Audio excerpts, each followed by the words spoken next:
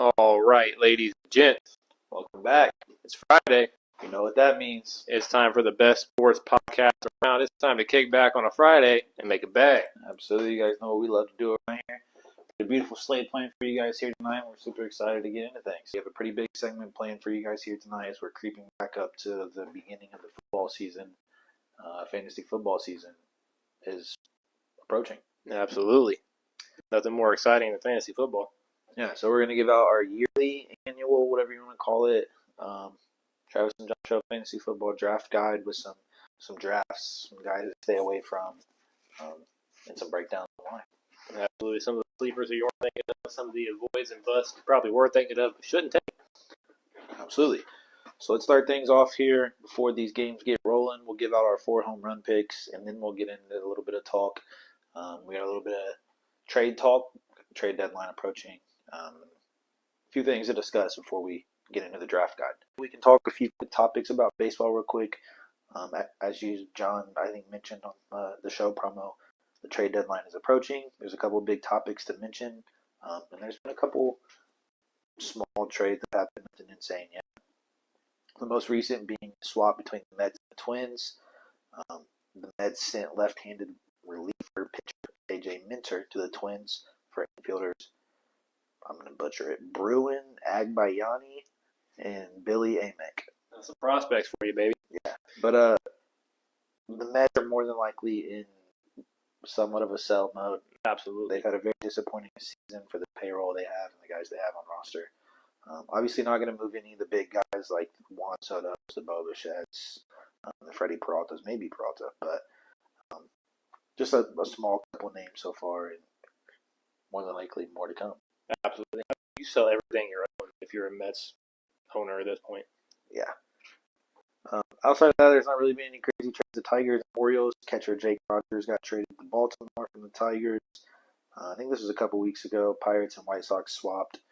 Pirates acquired infielder Jacob Gonzalez and Brandon Iser. White Sox received a competitive balance A-round pick in Jaden Woods. Jahmai Jones sent to the Tigers from the Red Sox, or to the Red Sox from the Tigers. Excuse me. And we are hot on Tigers. There's another topic we can talk about. Absolutely. One that's set in stone now at this point. From what I've seen, yeah. Sleeper MLB, which is usually a pretty decent source on Twitter. They get their information from MLB insiders. Almost guaranteed us that a Tariq Skubal trade was coming at some point. Absolutely. They said the only unknown now is where. Yeah. We got till, Tuesday, I think, of next week, so about 4 or 5 days till the trade deadline. And some hot names twirling on the market right now. Obviously, Tariq Skubal being the top of that list. And I believe DraftKings the other day released a top odds for where Tariq Skubal could land. Yeah, do you see the top team land Skubal was? Well, do you know that Skubal was also on the MLB Players Association and said that there should be no salary cap? Yeah, that's weird. Being the top team for everybody in the MLB right now, the LA Dodgers, who basically do what they want, sign what they want, pay what they want, it doesn't matter. So, obviously, Dodgers front runner to add to that insane lineup. I don't know what you do in that situation. You're going to have to move a quality starting pitcher to the bullpen. Their starting 5 rotation this year has been good in its own right without needing a Tariq Skubal, but obviously it doesn't hurt to have one of the best picks in the MLB. Second team on his list, or on DraftKings list anyways, being the Milwaukee Brewers. We talked about a pairing with the league phenom, Jacob Mizorowski, who stole Tariq Skubal, got injured, but stole the Cy Young this year, more than likely, from Tariq Skubal. Yeah. I mean, talk about that bullpen. Yeah. In our division as well. Yeah, the Brewers are already really good. To add a guy like Tariq Skubal would be insane. So let's hope that doesn't happen. But obviously those are just odds. Those are just chances. We never know what's going on behind the scenes most of the time and where he could actually end up. But definitely rumors have begun to swirl. Absolutely. So keep an eye out on that. We'll probably see a couple more guys moved. I don't know how many real big names. I doubt it'll actually happen, but I know the Cincinnati Reds have had a couple rumors here and there about potentially shopping Hunter Green after the resurgence of Chase Burns, who looks like he is our ace of the future at this point. 12 on the season this year, play with a good red season, would be in Cy Young talks. Absolutely. Obviously, we're struggling, so that doesn't help his case. The same issue with South Stewart, almost 60 plus RBIs ahead of JJ Weatherholt, but it doesn't matter when you got 2 defensive saves. That's the one top, or 2 defensive runs allowed, or whatever the stat is behind JJ. That's going to be maximizing 30 wins. Yeah, I agree. So definitely the next couple of days could be crazy in the MLB world. Hopefully we see some big names move, some cool things, shake up the league a little bit. And we'll be here to report it whenever it happens. Absolutely. I think any of these big names that have been on the market could absolutely shake up the league. Yeah. Without getting into super deep Reds talk right now, because I know we were a little behind on time. We got things to get through. There's a great matchup on the mound going on right now. I know batters are getting the advantage of these guys right now, but it's the Paul Skeens versus Hunter Green matchup live right now. Pirates, Reds. But it's 3-2 in the bottom of the second. Yeah. Skeens is giving up 2 earned runs, 2. Hunter Green's giving up 3. Not a great start from the 2 aces, unfortunately, but putting on the fans like that. But we can close out there. Not a whole lot to talk about. Kyle Schwarber got cold. Wow. Jordan Alvarez is now the leader for home runs. Nick Gonzalez has a hit. Ryan O'Hearn has a hit. Jake Magnum has a hit. Brandon Lowe. Yeah, they're going crazy. Skeens is giving up 3 hits and Green's giving up 4. So we'll love to see that. Both of them just tanking their ERAs. Yeah. But we have a big segment plan we're excited to get into. Like I said earlier, almost officially, fantasy football season. And the Travis Jon Show Fantasy Football Guide is going to get you through the season, get you through your drafts, and potentially win you some leagues. And absolutely. You want to win your league? This is the draft guide to tune into. I just want to keep in mind my draft guide, or our draft guide last year, helped me win our paid fantasy football league, taking out the W in that league. So looking to do it again this year. Now, do you want to start with do's or don'ts? Give the bad news or the good news? That's a tough subject. I guess you got to start with the don'ts, right? You always deliver the bad news first. Exactly. Easy. I don't know about you, but I got a list of 8 guys spread out in position. I think I got 2 quarterbacks, 3 running backs, 2 receivers, 1 tight end. So I think I have 5 set in stone and 1 honorable mention. Okay. For each side. I think I have 7 on the offense, 8 on defense, oh my God, 7 on do's, 8 on don'ts. Not offense and defense. Either way, there's tips. All right, I guess you just want to back and forth, bounce off each other. You get one, I get one. Something like that. Yeah, it works. Bounce off and just take notes or whatever. All right, you want to start? You want me to start?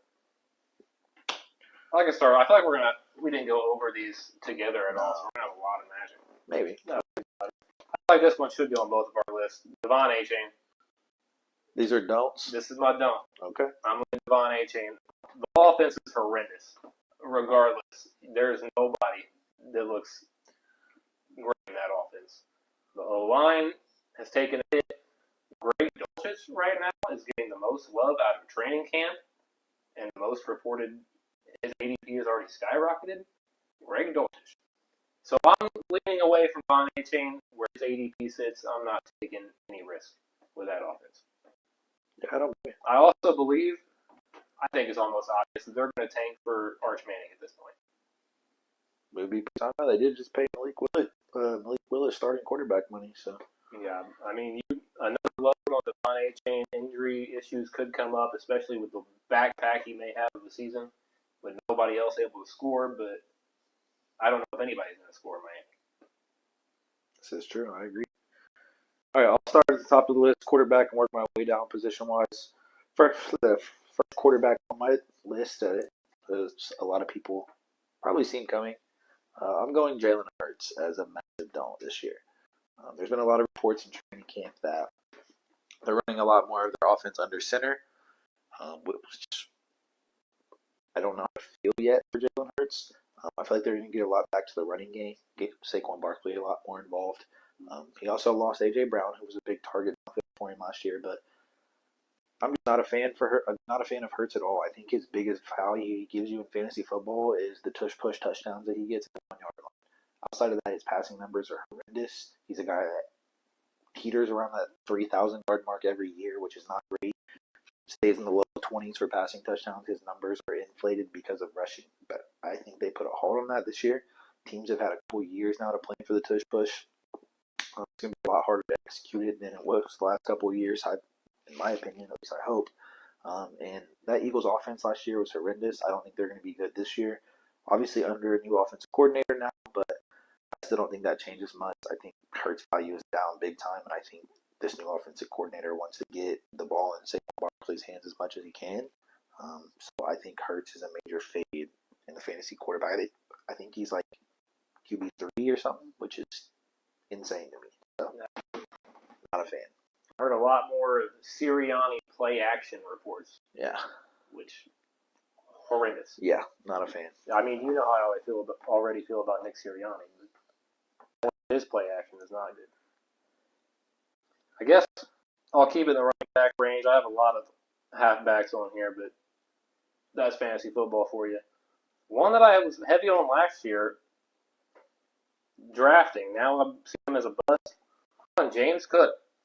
Okay. Obviously, new target in DJ Moore. Josh Allen took 90% of the goal line touches from James Cook. James Cook's touchdowns came from 20-plus yards away. Agreed. I mean, I feel like their offense is going to be more pass action oriented now. Obviously, Joe Brady coming in. I think James Cook is going to have a down year for sure. Okay. Bold take there from back-to-back years leading rusher. Yeah. My next quarterback, last quarterback on my don't list, may surprise some people, may not surprise some people. Patrick Mahomes. I think he's a massive don't this year, a massive stay away, for a couple of reasons. You just added Kenneth Walker. He's going to take a lot of touches. They want to run the ball way more than before, and Kenneth Walker is the best running back they've had in a long time. I think this is their best opportunity to do so. Patrick Mahomes is coming off an injury. There's a lot of reports that he will play week 1, but he's already came out to the media and talked about the mobility side of things, and how he's going to try not to run as much this year just to halt the fact of getting injured. I think he still obviously has the threat in the pass game, but like I said, I think the run game is going to be way more involved. You have Justin Fields now. They're going to play at some point, whether that's QB options, QB runs, whatever it is. Even if he doesn't start, he will get touches, which is going to halt the running of Patrick Mahomes. I think that's what they brought in Fields to do, is to take that load off of Mahomes' legs, which is a huge factor in fantasy as well for Mahomes. He had quite a few rushing touchdowns last year. But the mobility, getting out of the pocket, making the crazy plays, I think is going to take a little bit of a tank too. Mahomes isn't old yet, but he's getting a little older. Coming off a serious injury he had, it's going to be rough. It's going to be scary for him. It's going to be nerve-wracking at first. And I just think the offense relies a lot more on Kenneth Walker in the run game this year, not so much through the air. So I think Patrick Mahomes is a stay away this year with the potential of some of the other quarterbacks you can take. Absolutely. He also, a lot of just name inflation because he is Patrick Mahomes. He's sitting around QB4 right now. Yeah. I go to my next running back. I'm going Bucky Irving for Tampa Bay. Obviously, you got Baker Mayfield in a contract year, recent dispute with Tampa Bay and their whole contract situation. Bucky Irving had 3 yards per carry the last 2 seasons. Gainwell was about to take all his receptions away. Bucky Irving had 0 carries within the 5-yard line last year. Yeah, you know who did? Sean Tucker. Exactly. And now you get Kenneth Gainwell, who had 73 receptions. He was the Steelers team MVP last year. Yeah. He had 73 receptions and 114 carries. Yeah. As a backup. He's going to play a lot. Yeah. He's about to take everything from Bucky Irving, touch-wise. He may even take rushes out of his hands. Yeah, for sure. Coming off a 3-yard per carry, Bucky Irving, who had 0 carries. It's going to be a 3 running back tandem. Bucky, Sean Tucker, and Kenneth Gainwell. I agree. And Bucky may have a 25% workload. Yeah, I agree. I think he's a hard stay away from as well. I have two running backs. They pain me to say because I love them both, but their situations are just rough. First off, being I got Love was big on last year, but it just scared me again this year. I'm going Travion Henderson as a stay away, and it sucks. I hate it, but it's for a couple of reasons. Mike Vrabel has shown that he trusts Ramondre Stevenson so much more, even if Travion Henderson is by far the better player. Ramondre is going to be the starting back. He's going to get a bulk of the goal line touches.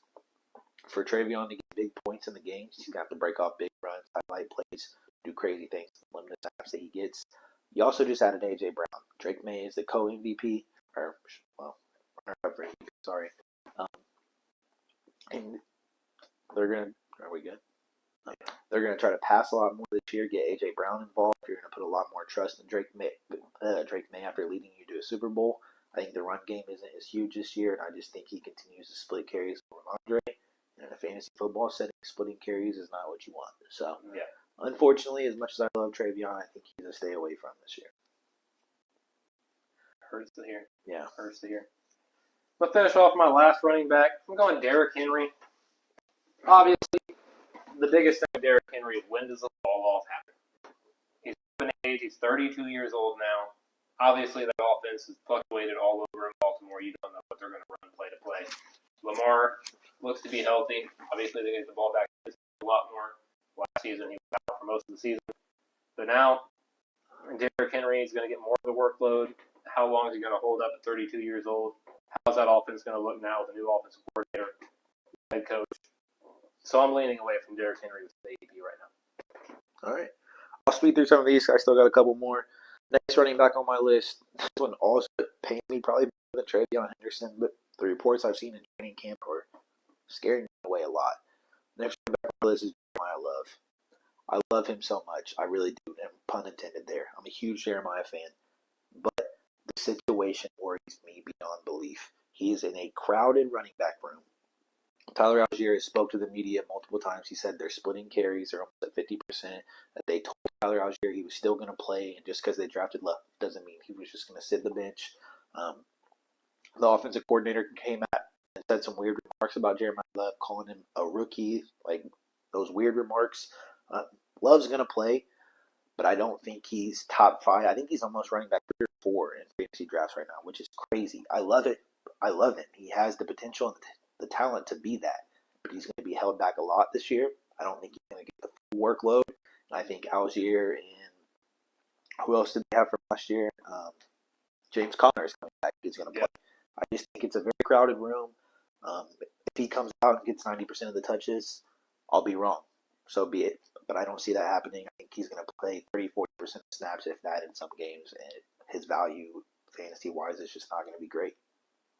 There's too many mouths to feed. Next running back on my list, and I have 2 receivers and a tight end quickly. Kyren Williams. Sean McVay's talked about it. He loves Blake Corum. Blake Corum is increasingly got more touches as the years have gone on. Last year, towards the end of the year, they were almost splitting carries. Kyren Williams is great. He's fantastic, but I think Sean McVay wants to take a little bit of that load off of him. I don't think he's going to be a bell cow back. I don't think he's going to be an every down back. I think Blake Corum will, in some games, probably out-touch him. So I think he's just a guy you fade this year. There's a lot better options. 2 wide receivers. First, this pains me. I almost put him on the other side of this list, but I'm just scared. Justin Jefferson. I think he's a stay away from. I think Kyler Murray should start. He gives you better value than J.J. McCarthy did, but I still don't think Kyler Murray is a great quarterback. I think that offense is weird. There's a lot of good pieces. Jordan Addison, T.J. Hawkinson, Aaron Jones, Jordan Mason. These guys are going to touch the ball. We've seen Jettis have somewhat of a down year last year. Even when they were trying to force feed him the ball, I just don't think he gives you as much value for his ADP as some of these other receivers do. Romo Dunze.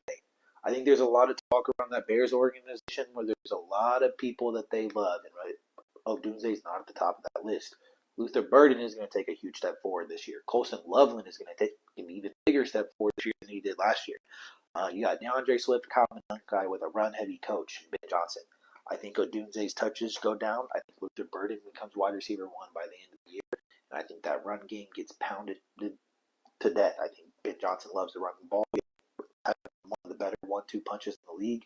And I think Odunze is just not going to get a lot of touches. And to close out my don'ts, at tight end, this one's kind of obvious. I'm going Kyle Pitts. My tight end to stay away from. It's Kyle Pitts year every year, people think, but the quarterback situation is absolutely horrendous. Tua turn the ball over, and Michael Penix, if he can stay healthy, most suck. Bijan Robinson, Drake London, who are great pieces. If they stay healthy, I just don't trust Tua. So, a 101 takeout. Yeah, right. I also had a wide receiver left in my bust. That's CeeDee Lamb. Sitting in the top 3, sometimes top 4 wide receiver range. I know he went down for a short period last season, but you still had George Pickens willing to take over the wide receiver load. CeeDee Lamb basically took a back seat multiple weeks. Didn't even have touches towards the red zone. Pickens is ready to feed once again. I'm not willing to risk any first-round pick on CeeDee Lamb when you have George Pickens still there. What does he call it? The GOTI? Greatest offense in the Dak league. Prescott's new goatee. Yeah, insane. But yeah, those are our don'ts. All right, let me slide things over to some guys that you want to draft, some guys you can get in good spots. And I have 7 on this list. So, how many you got? 6 or 7. Okay. Technically, yeah. I said you start since I just kind of rambled for a minute on those guys.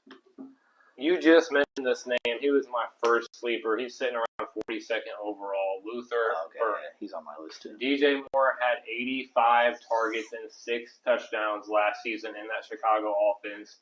That's going to be split up for Luther Burden. And as you said, Colston Loveland, yeah. Obviously, huge pieces for that new offense. They're continuing to grow, and I think Luther Burden is going to take a huge step forward without DJ Moore. I love it. All right, I'm starting things top of my list with my quarterback. I kept them in order, and this may be a bias take, but it's also a beautiful, just smart pick. Tyler Shuck is way too low on his quarterback ranking. Shout out Crom, my boy. Yes, sir. I didn't even see you in the chat. My fault, bro. I was on my phone. Yes, sir. Cleaned up, my boy. Oh, it is. Tyler Shuck, way too low on these quarterback ranking lists. The year he had last year, to close out the year, was insane. He has so much potential, and the offense is so much better. I will preach it till the end of time. Not only do we still have Chris Olave fresh off of an extension, we brought in one of the best rookie wide receivers in Jordan Tyson. We brought in Travis Etienne, paired back with Alvin Kamara, ready to go. This offense had all the potential in the world. Kellen Moore at the helm, who's an offensive-minded guy. We believe in Shuck beyond belief. And the ball is in his hands this year. This is his team. He's our leader. He's our quarterback. We're going to sling the rock. We're going to put it in Shuck's hands. He's mobile. He can run. He had multiple rushing touchdowns last year. And he can put the ball wherever it needs to be. I think Shuck is going to be a starting fantasy quarterback on a lot of teams this year by the end of the year. I think he's going undrafted in some leagues, which is insane to me. Crazy work. All right, back to you. I'm going to go my next wide receiver. I'm going DJ Moore at wide receiver 28, about 62nd overall.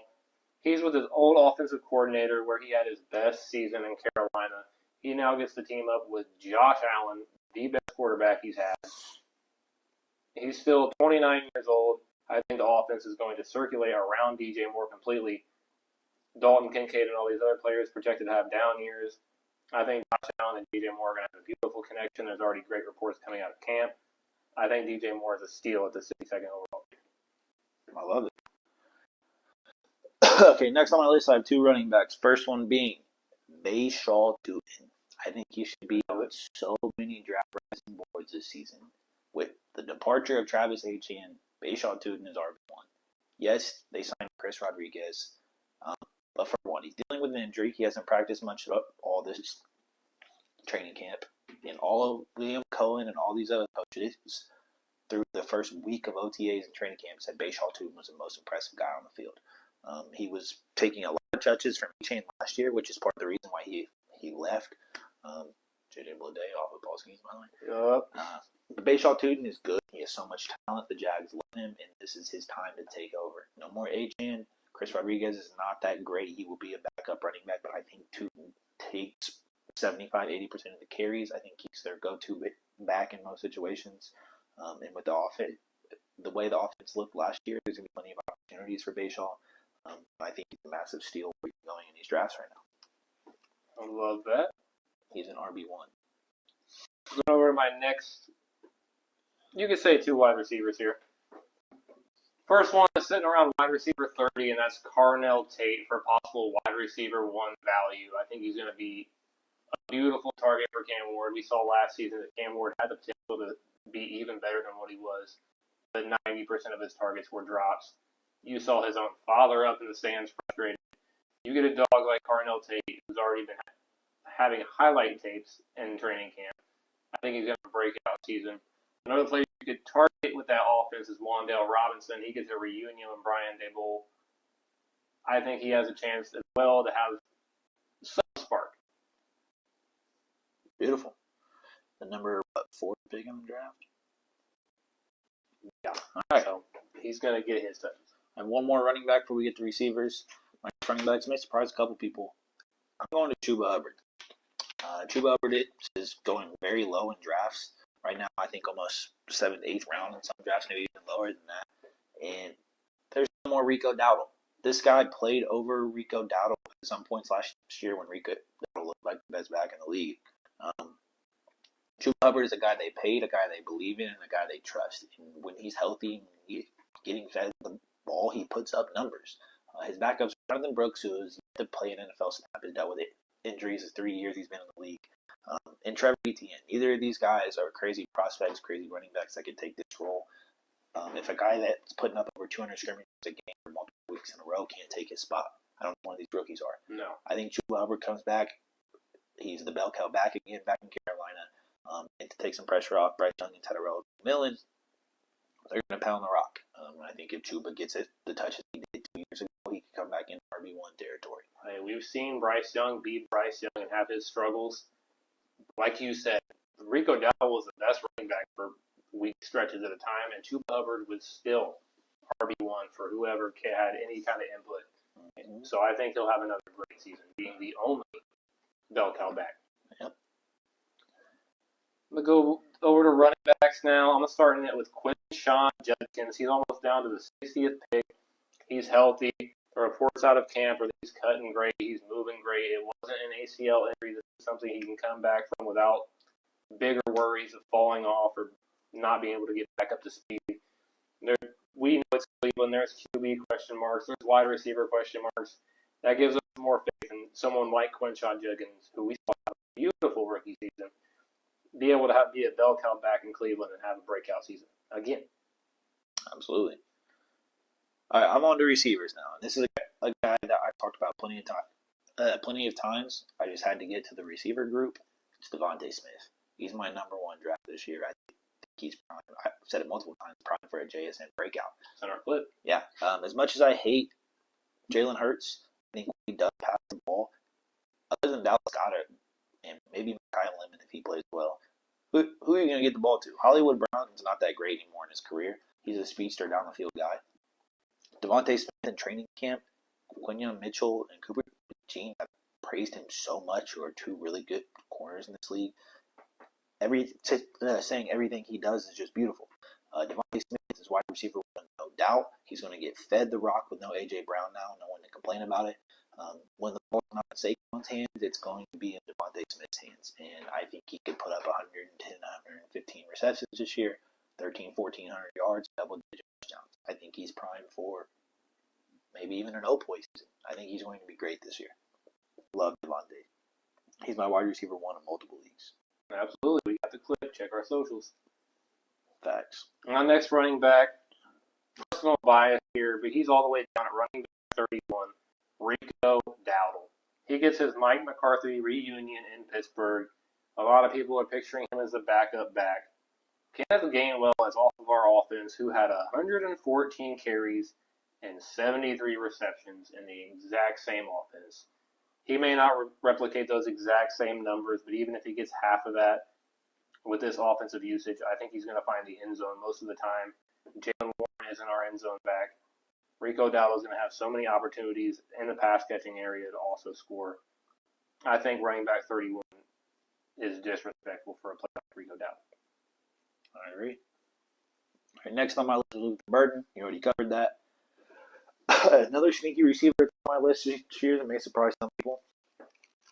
Matthew Golden. I think Matthew Golden is primed for a good season. No more Romeo Dobbs. Obviously, still have Christian Watson injury prone in his career. But one thing Jordan Love does is spread the ball around. And to get a guy with Matthew Golden's over-the-top speed involved in this offense is a must. Matthew Golden has to be wide receiver 1, wide receiver 2 this year with no more Dobbs. We know Dontavian Wicks isn't all that great. Yes, Tucker Kraft's back, but coming off a serious injury. Who knows how much they push him to be in the season. And if Matthew Golden can have a good couple of games to start the year, they're going to get him more involved as the season goes along. For sure. I think Golden could be a player that could do a lot. He can run jet sweep, he can run screen, bubble screens, quick slams, drag routes, go routes. He can do everything. This guy's got insane speed, insane route running, really good hands. He just wasn't used much last year. I think if LaFleur can get Golden rolling in this offense and getting touches, they're going to see what he can do. And he can very quickly become wide receiver 1 in a very weird wide receiver room over in Green Bay, but no real standout guy. Absolutely. I think he has a lot of offensive opportunity to get that ball moving. 100%. I have one more after you. I got to mention tight end, of course, sitting at 111 overall. Tight end 21, Isaiah Likely. Neighbors obviously hurt to start the season. Wandale Robinson's gone. He got a huge contract. He was top 5 offense without Mark Andrews and the Ravens last season. Obviously, last season they were super run heavy. Lamar was injured. The look didn't get over to Isaiah Likely's way, so his all the name value kind of fell off all the way down to 111, tight end 21. Someone like Isaiah Likely who gets to be a number 1 target in this offense. They're slotting him as a receiver in training camp. Expected to be just a big body usage receiver. Someone like Isaiah Likely to not be log jammed behind Mark Andrews. I think he's going to be a top 5 fighter. I love that, yeah. I mean, he was great for the Ravens last year. He was top 5 tight ends anytime Mark Andrews wasn't in the offense. Yeah. And with unless Malik comes back with no wide receiver 1, really, and he could take over. I love Jackson Dart's going to need somewhere to lean. Now, this last pick is also a tight end. But I think it's more not really crazy steal value. He's going to go pretty high in drafts, but I had to go Colson Loveland. This dude was don't miss out again. An insane breakout last year with Caleb Williams. He became almost his favorite target at some points in the season. Very limited play to start the year last year, taking snaps like Cole Kmet. He still managed to be a top 5 tight end in yards and receptions. This kid's fantastic. He's got such a bright future ahead of him. Caleb Williams loves him. And Johnson loves him. There's no reason to be the number 1 guy this year. If Luther Burden doesn't take off, I think he gets more touches and more targets than Rome Odunze. Depending on how Luther Burden plays, he might out-target Luther Burden.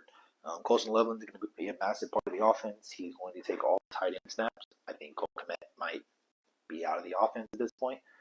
I think he has the potential to be tight end 1 if Trey McBride doesn't have another insane season. No, I love this. This is, kind of like I said, don't mess up again. Don't miss out on Colson Loveland if he's available. DJ Moore had 85 targets and 6 touchdowns. Those are going to be spread out. Yep. The Chicago offense is already expected to take another leap as great as they were last season. They're all coming back healthy and motivated. I love it.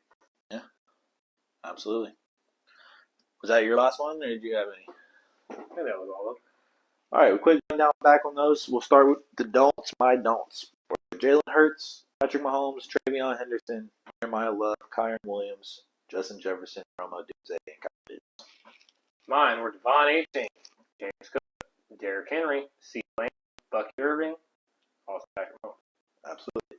And my dues, drafts, steals were Tyler Shuck, Bishaw Tootin, Chuba Hubbard, Devontae Smith, Luther Burden, Matthew Golden, Colston Loveland.